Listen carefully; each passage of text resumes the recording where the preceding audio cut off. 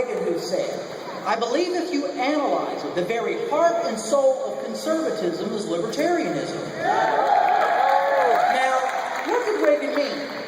How could Reagan believe that a philosophy that Santorum thinks has nothing to do with conservatism, how can it still be the heart and soul of the conservative movement? Well, if you apply Reagan's own philosophy to recent history, that question becomes answered immediately.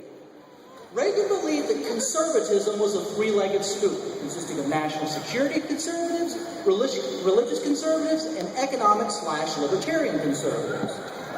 Reagan believed if any of these elements didn't exist, then conservatism would not exist. That is Reagan's definition. The last time Republicans were in power, the national security conservatives were represented well. President George W. Bush's Iraq War was a testament to their success.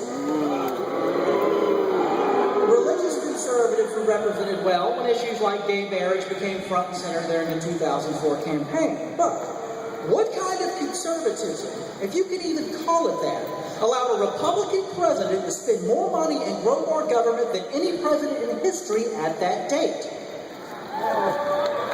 What kind?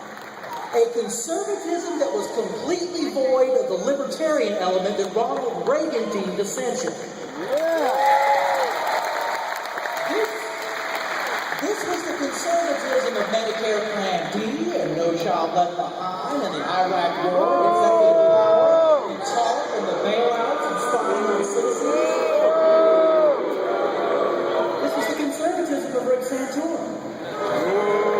This was the conservatism of Senator John McCain, who said proudly in 2002 that he was glad the Republican Party was getting away from what he called leave us alone libertarian philosophy.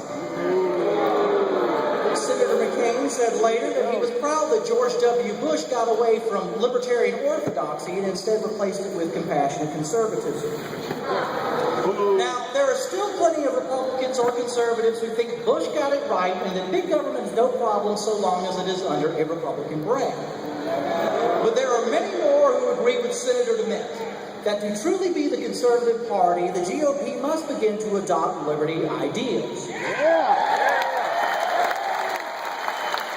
There are many more willing to revisit what Reagan called the heart and soul of conservative philosophy.